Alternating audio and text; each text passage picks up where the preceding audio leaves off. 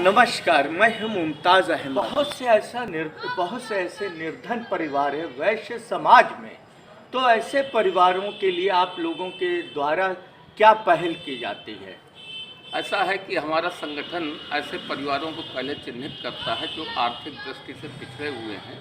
फिर एक कोष हमने भामाशाह कोष करके बना रखा है, जिसके द्वारा हम लोग ऐसे परिवारों की मदद करते हैं जिससे उनका रोजगार की वृद्धि हो सके। उसमें ब्याज नहीं लिया जाता है।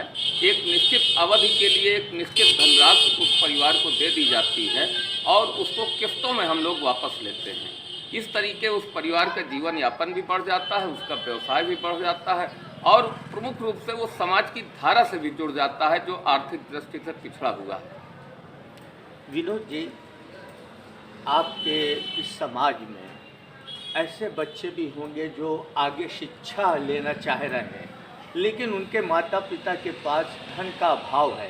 तो ऐसे बच्चों के लिए क्या सोच और क्या सहायता आप लोगों के द्वारा की जाती है? ऐसे बच्चों के लिए जैसे इंटर पास करने के बाद कोई बच्चा पढ़ने में तेज है और कोचिंग वगैरह चाहता है या उच्च शिक्षा ग्रहण करना चाहता है, तो उसके लिए भी हमारा संगठन जो है आर्थिक सहयोग करता है और उनको आगे बढ़ाने के लिए प्रयासरत रहता है। क्योंकि शिक्षा एक ऐसा माध्यम है, अगर शिक्षित समाज होगा तो वो समाज बहुत अच्छा माना जाता है। तो इस दिशा में भी शिक्षा के क्षेत्र में भी हमारा संगठन समय समय पर ऐसे परिवारों को चिन्हित करता है और उनकी आर्थिक मदद करता है। एक बड़ा कार्यक्रम हम लोग शिक्षा के क्षेत्र में भी करते रहते हैं, जैसे मेधावी छात्रों का अभिनंदन समारोह। तो इसके माध्यम से भी उनकी प्रतिभा को निखारने के लिए साल में एक बार आयोजन पूरे हमारे देश में संगठन के द्वारा किया जाता है।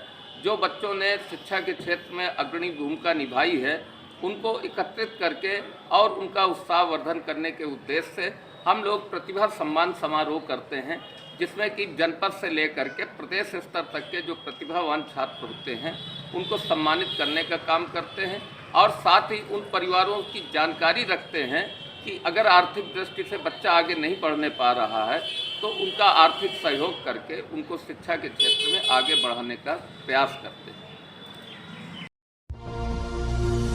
ऐसा जनप्रतिनिधि होना चाहिए। देखिए, आज के वर्तमान परिप्रेक्ष्य में हमारा जनप्रतिनिधि ऐसा होना चाहिए जो शिक्षा के क्षेत्र में अच्छा हो, शिक्षित हो कुल मिलाकर के, जिससे कि वो जब विधानसभा में पहुँचे तो कम से कम हमारे समाज के विकास के लिए, हमारे नगर की ज़िले की समस्याओं को ले करके वो अच्छे ढंग से प्रस्ताव रख सके और उन पर अपने विचार रखते हुए उस सदन में प्रभावित करते हुए उनको क्रियान्वित करने का प्रयास करें। प्रथम बिंदु तो ये। दूसरा ये है कि लुटेरा ना हो, भागने वाला ना हो, कि बीच में पता लगा बीच में छोड़ करके चले गए। आज परिस्थितियां ऐसी देखने को मिल रही हैं कि लोग संगठन में जितने दिन रहे मलाई खाई और उसके बाद छोड़ करके संगठन चले जाते हैं। राजनीतिक पार्टियों में ये बहुत देखने में आया चुनाव के समय। तो कम से कम स्थायित्व तो होना चाहिए कि जिस संगठन से, जिस राजनीतिक दल से वो जुड़े हुए हैं उसमें स्थायित्व तौर से रुकें और जन समस्याओं को अच्छे ढंग से उठा सकें, जिससे कि जनता ने जिस उद्देश्य से उनको वोट दिया था उस उद्देश्य की पूर्ति हो सके। राजनीति में युवाओं की भागीदारी को कितना सार्थक मानते हैं आप? ये प्रश्न आपका बहुत सही है।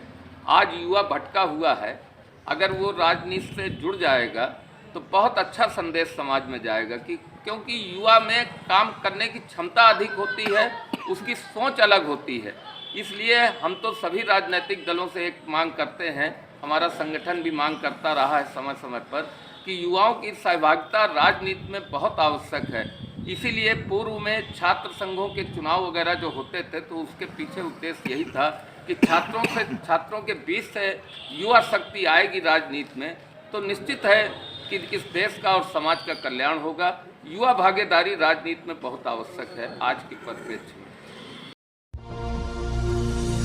गांव की बात की जाए जी, तो आपके अनुसार जटिल क्या समस्या है इस शहरी क्षेत्र की? देखिए, हमारे जनपद फतेहपुर में शहरी क्षेत्र में सबसे बड़ी समस्या जल निकासी की है।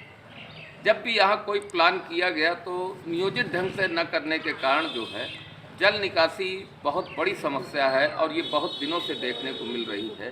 किसी भी राजनीतिक दल ने आज तक इस पर सार्थक प्रयास नहीं किया, जिसके कारण ये है कि थोड़ी सी बरसात में ही पूरा शहर जो है जलमग्न हो जाता है। इसका एक ही निराकरण है कि शहरी क्षेत्र होने के नाते अगर यहाँ सीवर लाइन अगर पड़ जाए तो हो सकता है कि इस जल निकासी से इन शहरवासियों को समस्या से निजात मिल सके, क्योंकि बरसात में थोड़ी सी ही बरसात में पूरा ये समुद्र के जैसे क्षेत्र दिखाई देने लगता है, कहीं से निकासी की व्यवस्था न होने के कारण।